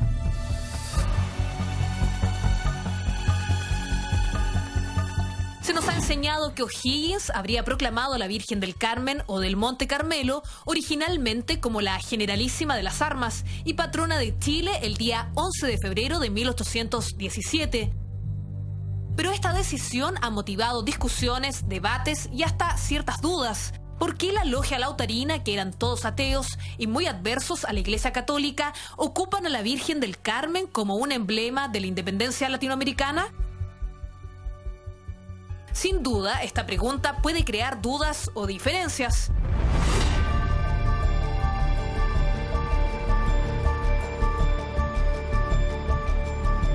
La Virgen del Carmen no es la única que esconde misterios. Existen otros mitos en torno a la fe. Corría el año 1983, eran tiempos de crisis. En las calles se desataban las protestas contra Augusto Pinochet y en Villa Alemana un joven abandonado de niño comienza a ver a la Virgen María. El presunto vidente, que entraba en estados de éxtasis místico, lloraba sangre y hablaba en un idioma desconocido. Aseguraba que recibía continuos mensajes de la Virgen relativos a la situación religiosa y política de Chile. Fue bastante vox populi que el régimen militar aprovechó el revuelo causado por el vidente para distraer la atención de las primeras protestas contra Pinochet. ¿Hay más mito que realidad tras estos hechos? ¿Son las historias tal como las conocemos o hay una verdad por descubrir? Sí, el más complejo de todos. ¿Por qué dice eso, señor Ortega? Porque la religión es el tema más transversal de todos. O sea, básicamente tú lo que toques en un tema que tenga que ver con la fe de las personas vaya a terminar afectando a mucha gente. Si tú dices, por ejemplo, que la Virgen del Carmen, el origen de la Virgen del Carmen, que es la patrona de Chile, tiene un origen pagano, tú lo sueltas y más de alguien puede decir, le está faltando el respeto a la Madre de Dios. Pero en rigor, la mayoría de todos los cultos marianos tienen un origen pagano. La Virgen de Fátima, la Virgen de, qué sé yo, de Guadalupe, se llama la de México. Guadalajara, iba a decir, se me mezcló. Y el origen de la Virgen, del culto a la Virgen del Carmen también tiene un origen pagano, de una supuesta imagen luminosa, brillante, que se aparecía en el Monte del Carmelo y que posteriormente con el secretismo católico se convierte en una analogía de lo que es la imagen de la supuesta Madre de Dios. Entonces no hay nada tan raro en eso. ¿Que suena raro? Sí. Ahora, pero en este rigor, asunto de que la tenemos bandera la tirana, es el símbolo, la estrella de la bandera es el símbolo de Lucifer, eso es lo más raro que yo he escuchado, por lo menos en el último mes. Claro, no, lo que pasa es que la frase real es un símbolo luciferino. Luciferino. Un símbolo luciferino, claro. El lucero. Es un De la lucero, C. lucero. Hagamos un ejercicio. Partamos con los historiadores para que me cuenten cuál es el origen de los colores de nuestra bandera. Vamos a lo más básico, de lo precario, de lo escolar. Los colores han cambiado a lo largo del tiempo, o sea, y de hecho la bandera que nosotros tenemos, una de tantas, piensa tú que lo típico que uno enseña son 3 banderas, que la típica cuestión la época de carrera, que es la azul, blanco y amarillo, después la bandera de la transición y después la que tenemos ahora, pero incluso entre medio hay otras banderas. De hecho hay una bandera tricolor que es blanca, azul y rojo, y tiene la estrella en un lado, digámoslo, y hay una serie de otras variaciones también dentro de la misma bandera que nosotros tenemos. Hay 3 estrellas por las 3 provincias fundantes, Coquimbo, Santiago y pero que Concepción. también se utiliza como la bandera del Ejército Libertador, porque son los 3 países, digamos, está Chile, las Provincias Unidas del Río de la Plata, y además también está el Perú. Entonces, a ver, primero ahí hay una definición que es más difícil hacerla. Segundo lugar, a ver, los colores blanco, azul y rojo son colores que también están dentro del movimiento revolucionario, o sea, está el caso de Francia, digámoslo, pero además también nosotros le damos una significación específica a cada uno de ellos. Y supuestamente la estrella, como somos una república unitaria, al menos la idea es precisamente que esa representa la unidad de Chile. Entonces eso vendría a ser como más que nada la significancia detrás de esos colores, de los colores patrios, y lo mismo de parte de la estrella. Yo me acuerdo cuando estaba en el colegio que me enseñaban que en realidad la estrella representaba a la Virgen del Carmen también. Sí, pues. Entonces, que era el lucero, La estrella de Chile. la estrella de Chile, Y de etcétera. hecho, Y aquí entramos a la estrella. de hecho, ¿Qué podemos decir de esa estrella, de la polémica estrella? La polémica estrella. Lo que pasa es que, claro, hay una... El libro, sí, como la te digo, estrella de Chile se llama. siempre se puede profundizar. Como dice Pancho, hay un libro que es de Soulet, que se llama La Estrella de Chile, donde profundiza en ese tema también. ¿Y qué podemos decir? Hay un primer escudo chileno, anterior a esta primera bandera, que es la que diseña O'Higgins y Centeno, y que se presenta en el Día de la Virgen del Carmen, en el sur, y que es un primer escudo que tiene a 2 mapuches, una columna con un mundo, y arriba hay algo raro, hay una especie de jirón de cielo azulino, añil, con una estrella, y abajo un lema que dice Post Tenebras Lux. Claro, uno puede rastrear hacia atrás como un lema de origen calvinista, pero también cuando uno se da cuenta que hay una logia lautarina que es de corte masónico, no era masónica, pero era de corte masónico detrás, que se llamaba Logia de los Caballeros Racionales, que estaban imbuidos de los valores y principios del iluminismo, empiezan a coincidir o empiezan a aparecer ciertos datos que a uno se le hacen entretenidos. Post Tenebras Lux es como después de las tinieblas viene la luz, y uno dice después de las tinieblas de la superstición viene la luz. En el fondo, separar la iglesia del Estado, ¿no? Es un ideal iluminista, separarlo un poquitito de la superstición, separarlo de la noche del no conocimiento, decir después de las tinieblas viene la luz también, lo que viene es una nueva aurora, una nueva esperanza. Esa estrella que está ahí en el jirón es el lucero de la mañana. El lucero de la mañana es Venus. Venus se conoce como Lucifer, el lucero, y significa lux, viene de lux foros, que significa eso, el que trae la luz. Cuando Pancho dice Satanás no es Lucifer, claro, esto no es un símbolo de Lucifer, no es un símbolo satánico, es un símbolo de esta idea gnóstica del Lucifer como un Prometeo, una entidad que le trae el conocimiento al ser humano, una entidad que le entrega, claro. De hecho, la palabra Lucifer aparece en la Biblia solo un par de veces y en la traducción original es un adjetivo, es el que cae, el que trae quería aflorar el conocimiento, claro. Trae la luz. De hecho, en San Mateo, en la traducción original, hablan de Jesucristo como Lucifer, el que trae la luz, ¿te fijáis? No es un nombre propio. Entonces, de alguna manera la tradición lo convirtió en un nombre propio. Hay también una tradición y que se constata cuando tú ves la bandera original, la que se robó el MIR en los 80 y que está en el Museo Nacional, que es que hay un relato que dice que O'Higgins le habría dicho a caciques mapuche, esa estrella es la estrella mapuche. ¿Por qué los mapuches mapuches también los mapuches veneraban a Venus, a la Gunyelfe-Cuye, decían, y que era una estrella de 8 puntas, que es la que vemos en las banderas actuales, una forma de recuperar identidad. Y O'Higgins tenía una Y buena O'Higgins- relación con los mapuches. Sí, claro. De hecho, cuando uno ve la bandera original, tiene bordado en su interior un asterisco de 8 puntas. Y ahí se apoya un poco que existe esta como unión entre la bandera, entre la estrella mapuche y la estrella de la bandera original. La CNI estaba detrás del llamado vidente de Peña Blanca.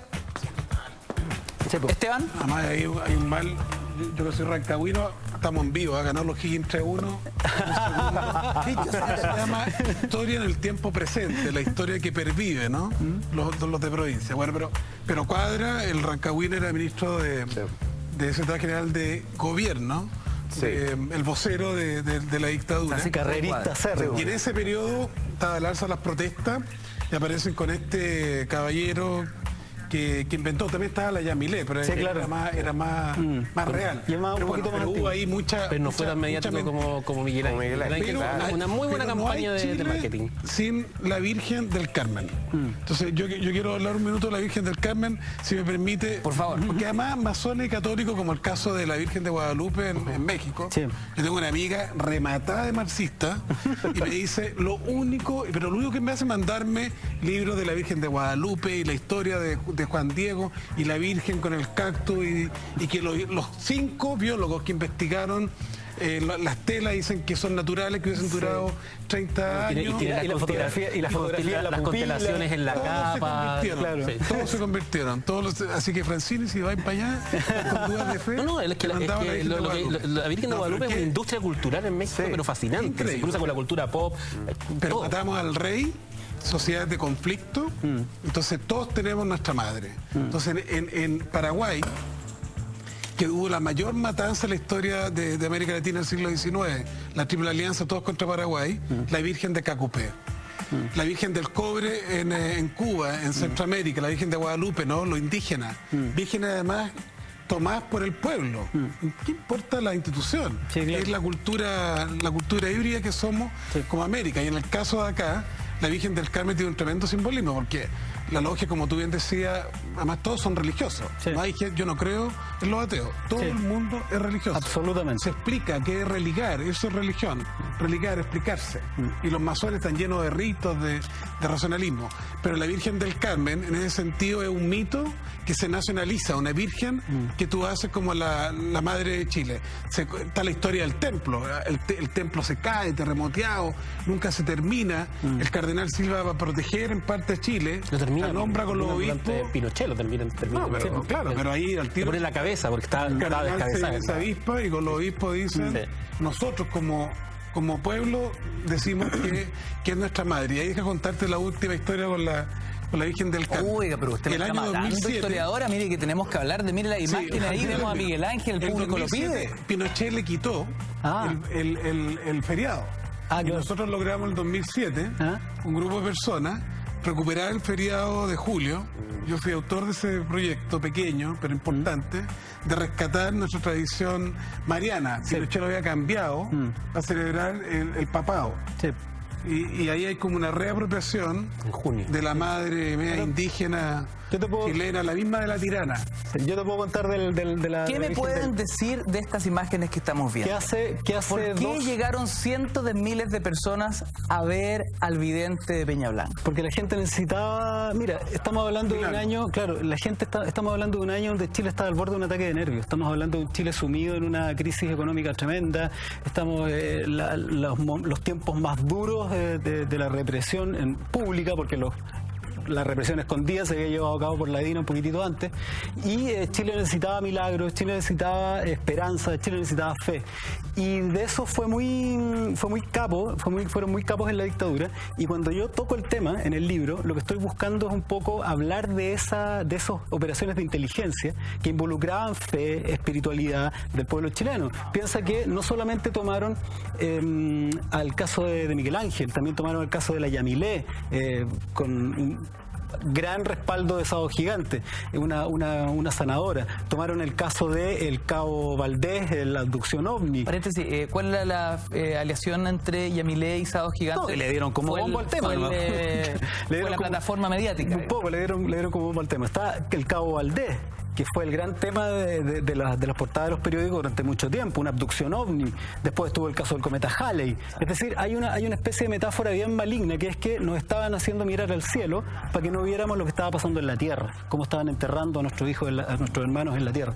Entonces, desgraciadamente, para los creyentes, que de hecho todavía va gente al Monte Carmelo que se amarran. Hay un cura incluso que ya está, creo que ha pedido Contardo, que fue dado de baja, que todavía quiere hacer misa. Él dice que hay cultos en varios países, en 15 países del planeta, sobre la Virgen del Carmelo. Pero desgraciadamente, hace 2 años atrás, el arzobispado de Valparaíso, recién, porque todo esto se sabía, pero en tema de fuente, hace 2 años el arzobispado liberó la información al respecto y dijo, sí, fíjese que nosotros tenemos hasta los nombres de los pilotos, las placas de las avionetas que se usaban para sobrevolar y con querosén dibujar pescaditos en el cielo, coordinados por radio con agentes de la CNI que estaban a 50 metros de Miguel Ángel, que sabía perfectamente todo lo que estaba pasando, porque estaba en coordinación también con ellos, mandando los mensajes que le decían que tenía que decir. Y prueba de esto es que cuando se le cortó, a través de la iglesia, consiguieron cortar el vínculo de Miguel Ángel con los religiosos, empezó a hablar pura estupidez. Y terminó en una debacle espantosa donde decía frases del tipo: la Virgencita quiere que coman tierra, la Virgencita dice que podemos ir a mear. En el momento cúlmine de esta debacle, sube al Monte Carmelo una torta de cartón pintada a brocha rosada en el Día de la Virgen del Carmen, y arriba se rompe y sale Miguel Ángel de la torta vestido con un traje con lentejuelas, con una capa, con un cordón dorado, y hace que le canten el cumpleaños feliz. Grotesco. Como todos los cultos chilenos, ¿no? Como Antares de la Luz, que decía ser un avatar de Chuck Norris, de Barack Obama y todo eso. Cultos rascas, picantes, que terminan ¿en qué? Terminan en un pobre cabro que era adicto a las drogas, que tenía problemas psicológicos graves, utilizado por una dictadura, con cirrosis, muriendo a los 40 y tantos años, convencido de ser la reencarnación de Karol Romanov, o sea, de uno de los hijos de los Romanov, muerto en la Primera Guerra Mundial. Jorge, vamos a seguir revisando nuestra historia B, nuestra historia oculta. Tenemos una próxima nota que nos revela los mitos más populares. Pongan atención a las siguientes imágenes, que a la vuelta lo comentamos con los escritores, con los historiadores, con los historiadores, con los escritores. Vamos a ver.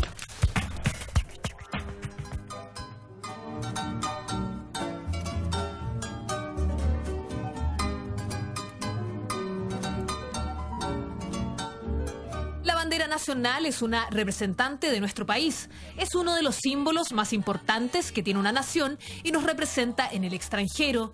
En torno a este pabellón nacional se ha cimentado diferentes leyendas. Una de las más populares hace referencia a que nuestra bandera de estrella solitaria es la más linda del mundo. ¿Mito o realidad?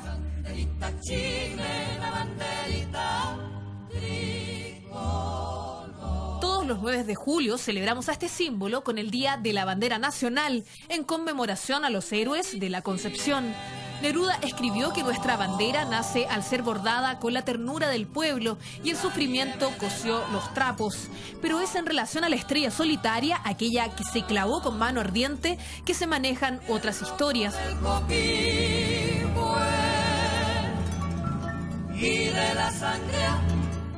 Principalmente cuando se observa la bandera de la proclama y jura de la independencia de Chile, aquella que se encuentra en el Museo Histórico Nacional, se revela la presencia de una curiosa estrella de 8 puntas, ubicada al centro de la estrella pentagonal del pabellón.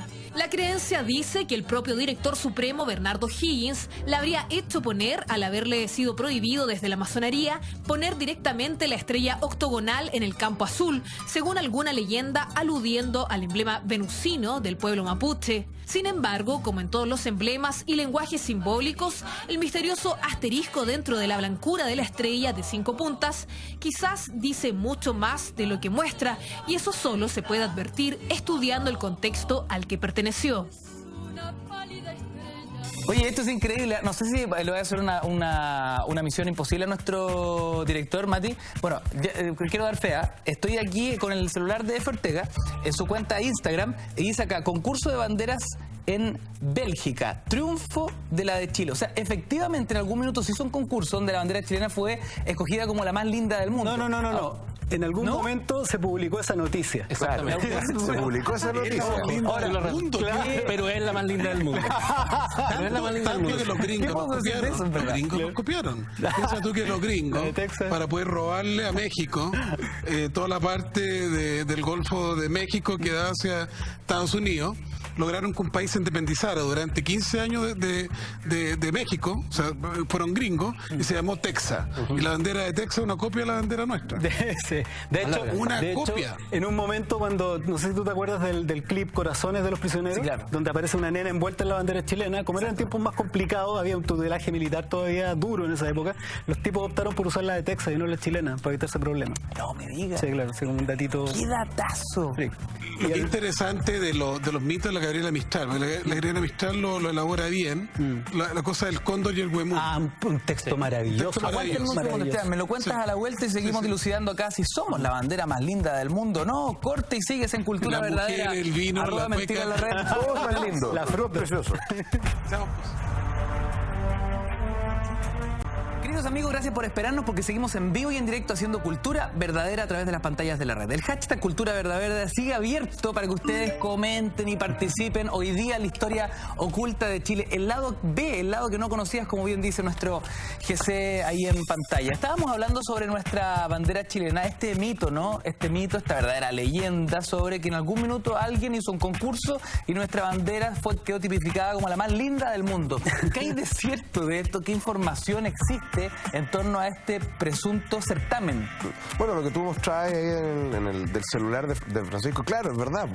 Supuestamente la revista Zigzag en algún momento a principios del siglo XX publica un reportaje de que se hace una especie como de concurso en un balneario en el norte de Bélgica. Ahora, ojo, es bueno que tú acentúes el hecho de la revista Zigzag, porque la revista Zigzag era como el Live chileno, y era una revista que en el fondo trataba de vender a los chilenos y para los chilenos la idea de que Chile era el país más, el descueve. Y de hecho era para poner, era la revista donde tú aparecías en las páginas sociales, pero y es para ponerla al lado de otra revista, por ejemplo, Sucesos también, que está en la misma, la misma línea. Pero es verdad lo de la vida social. Claro. Tú eras alguien, se aparecía en la vida social de Zigzag. De San Tropez aquí a Reñaca. Claro. En ese contexto aparece. Pero fíjate que el tema también de la bandera no es solamente... Pero espérate, para que la gente entienda en casa. Entonces, ¿alguna vez se hace este concurso en un balneario?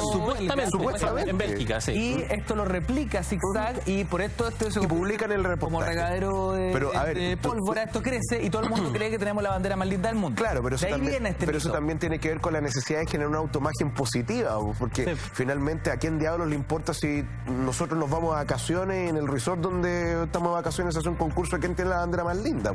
Entonces no tiene ningún peso. Y además puede que hubiera ocurrido. La presentación era una cuestión bien informal. Hay que recordar que en la primera Olimpiada era un chileno que estaba de viaje ahí en Grecia, el que agarra su bandera y decide participar. Y aparece ahí como representante de Chile, nadie tenía idea. Era una bandera bastante única porque recuerda que el 80% de las banderas de América Latina son copias. Hubo 3 federaciones, la Federación del Río de la Plata, la Federación de los países, los himnos todos se parecen, los de Centroamérica son todas parecidas, entonces una bandera marcadora. Pero ahora hay 2 más. A ver. Está la mapuche y está la federalista de la estrella solitaria amarillo con azul de la Patagonia. Por supuesto, claro. La de la Patagonia es muy linda, hay que decirlo. Sí. Pero súmale, por ejemplo, si quieres ponerle otro mito dentro del mismo estándar de lo que hablamos, también está el tema del himno nacional. El himno nacional, que supuestamente también un concurso, y el himno nacional... Solo le ganó la Marsellesa. Claro, salió segundo. Solo le ganó la Marsellesa. Ahora, a mí, que me encanta el himno nacional de Chile, musicalmente es una melodía extremadamente difícil de cantar. Sí. Piensa tú que está en 4/4, pero la cantamos en 12/6, en primer lugar. En segundo, por eso es más rápido de lo que realmente suena, o sea, es más lento de lo que realmente suena. Y el rock progresivo de los himnos nacionales. Claro. y a eso súmale también que hay partes donde hay silencios y por lo tanto que puede ser muy notable cuando tú tienes música. El himno nacional chileno es muy difícil de cantar a capela. No, y además piensa en el fraseo. Claro. ¿Entiende que la tumba será es un ¿cómo se dice? Un hiperbatón. Claro, pero inentendible. Y además lo que dice Pancho, parece que hubo un tipo que se paseó por toda América vendiendo la misma partitura. Tú escucháis el de Bolivia, escucháis, suenan muy parecidos. No, pero en defensa de Ramón Carnicer, yo debo decir que él compuso el himno antes. No, lo que pasa es que el himno de Bolivia efectivamente es muy parecido al de Chile, pero eso tiene una razón, una explicación. De hecho, es un remix. No, pero hay una explicación lógica. Ramón Carnicer, el himno nacional de Chile lo compone en 1828 y han habido una serie de tesis respecto a que sería plagio, una ópera de Bellini, Norma, etc. Apareció hace un par de años en Venezuela. Claro, en Venezuela, pero después se descubrió que efectivamente son partituras posteriores. Entonces, ¿qué pasa? El compositor del himno nacional de Bolivia vivió una buena parte de su vida en Chile. Y cuando se va a Bolivia de nuevo y tiene que, ¿cómo se llama?, componer una melodía para el himno nacional boliviano, toma en parte el himno nacional de Chile porque le encanta. Te van a censurar como a Pancho en Perú. Claro, pero el hombre lo reconoce y dice finalmente que una melodía que él admiraba era la melodía del himno nacional chileno porque es extremadamente poderosa. Bueno, nos demuestra que bolivianos y chilenos siempre hemos sido hermanos. Sí, que podemos tener el puente. Hay una última cosa que costa y gas natural. Hay una cosa que decir también sobre la bandera chilena. La estrella de nuestra bandera es un signo o un ícono bastante más distintivo de lo que nosotros sabemos o pensamos. Afuera se habla se considera la estrella como un símbolo potente de los chilenos, de Chile. Hay dos anécdotas al respecto que yo conozco. Una por haber trabajado en el momento en que LAN cambia su imagen corporativa, empieza a comprar líneas aéreas, ¿no? Y compra Aeroperú. Y a mí me contaron que dentro de la negociación hubo una negociación dura y que fue ok, y una de las últimas peleas, pero no pongan la estrella blanca en la deriva, en la cola, en la parte de atrás, junto con la palabra Perú. Primera cosa. Segundo, eliminatorias, clasificatorias de los 90 para ir a un mundial whatever. Se iza en Bolivia la bandera de Perú arriba del estadio y la bandera chilena sin la estrella. ¿Sin la estrella? Quedó la escoba a nivel de Cancillería. Fue al Mundial del 98 en Francia. ¿Sí? Claro, eso es para que... Fuera de nuestras fronteras la estrella tiene una connotación es más distintiva, por lo menos, claro. O sea, más que eso, Chile es un país luciferino.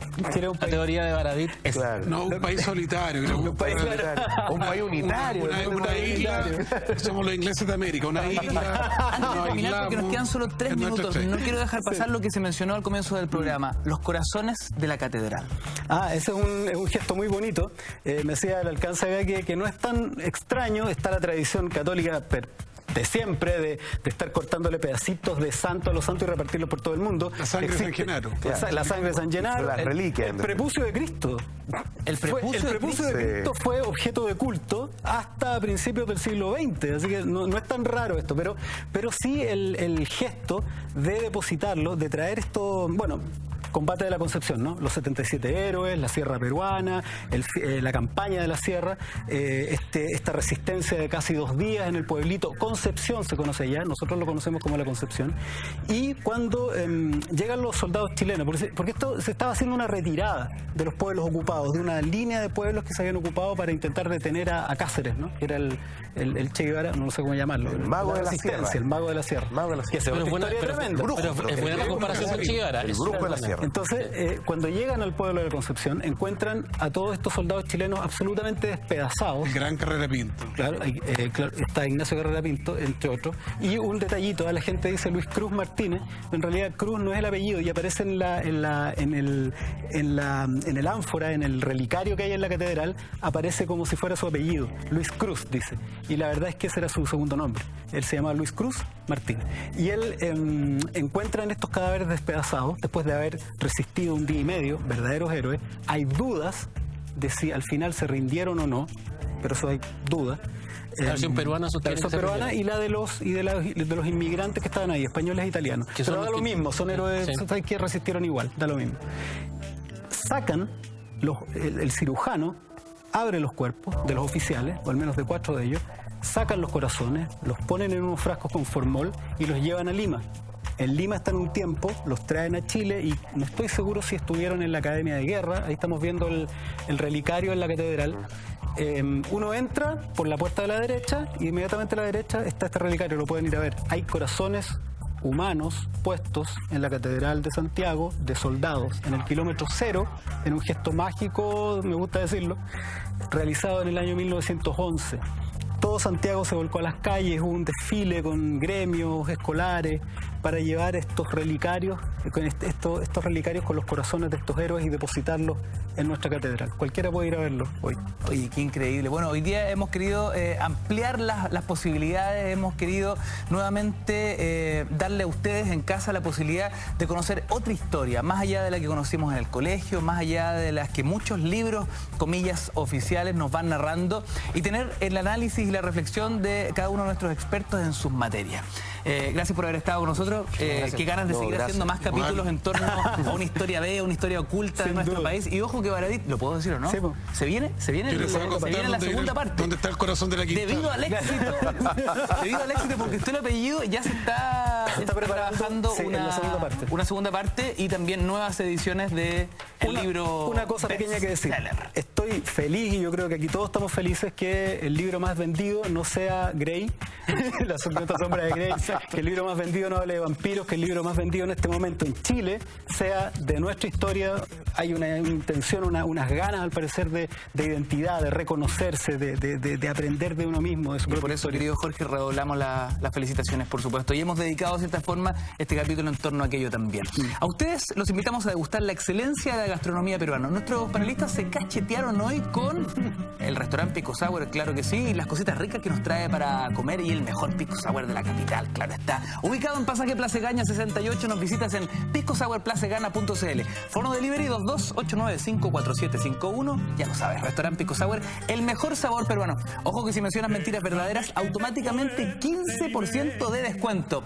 Despedimos la edición de hoy, vienen nuestros amigos de Así Somos, y mañana a las 10:30 de la noche, puntuales, en vivo y en directo, mentiras verdaderas acá en la red. Cuídense mucho, hasta la próxima.